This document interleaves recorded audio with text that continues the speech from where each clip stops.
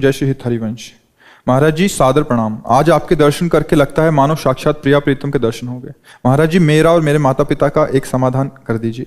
मैं विरक्त जीवन यापन करना चाहती हूँ, परंतु मेरे माता पिता मुझे विवाह और ग्रस्त जीवन के लिए बोल रहे हैं, परंतु विरक्त जीवन के लिए बात यह है कि माता पिता का जो धर्म है वो अपने धर्म से ही चल रहे हैं।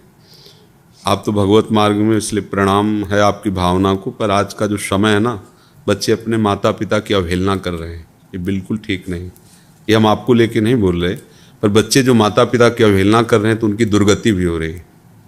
एक भी बात माता पिता की ना मानकर इधर उधर गंदे आचरणों तो काट के फेंक दिए, जला दिए गए, मार दिए गए। संसार स्वार्थी है, वो माता पिता जैसा प्यार नहीं करता। माता पिता अंदर से चाहते हैं मेरा बच्चा सुखी रहे, जीवन भर सुखी रहे। हाँ, अब जैसे आपकी परमार्थ की बात है, अब हम आपका पक्ष लेंगे कि यदि आपको ब्याह नहीं रुचता तो मत कीजिए, पर आप माता पिता के अनुकूल रहिए, माता पिता की नज़र में रहिए, माता पिता के साथ रहिए।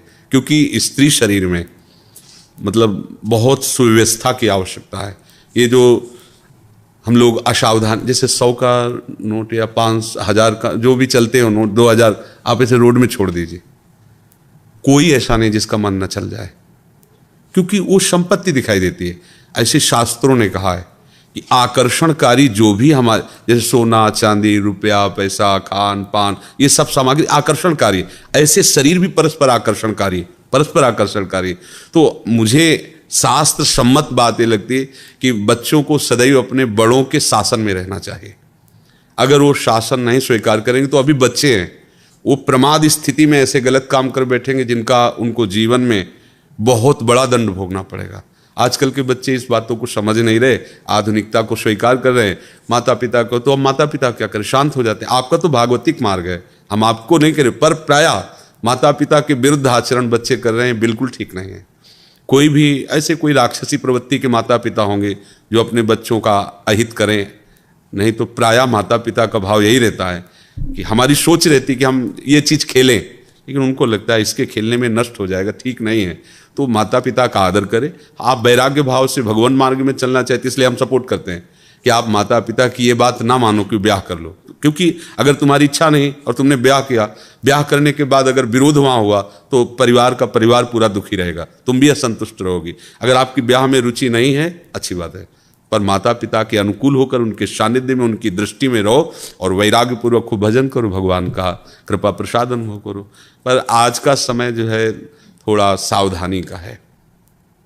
हम अपने उन्माद में, वासना के उन्माद में समझ नहीं पाते और ऐसे लोगों से मित्रता कर बैठते हैं जो केवल हमारे शोषण के सिवा और कुछ, उनके अंदर कोई प्यार नहीं, कोई समान। तो अभी तो समाचारों में नहीं आता भाई आज यहाँ ऐसा हुआ, वहाँ मार के फेंक दिया, वहाँ कोई प्यार करता है?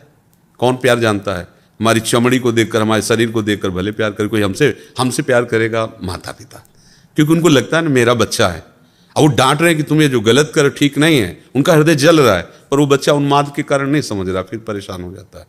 तो मुझे लगता है कि सब बच्चों को चाहिए कि अपने गुरुजनों की, बड़े जनों की आज्ञा का पालन करें। हाँ, जैसे आपका बात है तो आपका भाव उत्तम है, पवित्र है, इसलिए हम आपकी इस बात, अगर ब्याह नहीं करना चाहते तो माता पिता को भी जोर नहीं देना चाहिए, इसलिए कि आपने करवा दिया ब्याह। क्योंकि माता पिता को एक होता है कि समाज में होगी कि इज्जत की बात है ना, लड़की जवान बैठी ब्याह ही नहीं कर रहे, वो लोक व्यवहार के, लेकिन उसकी रुचि नहीं तो फिर वहाँ जा कर के द्वंद्व खड़ा हो जाएगा ना।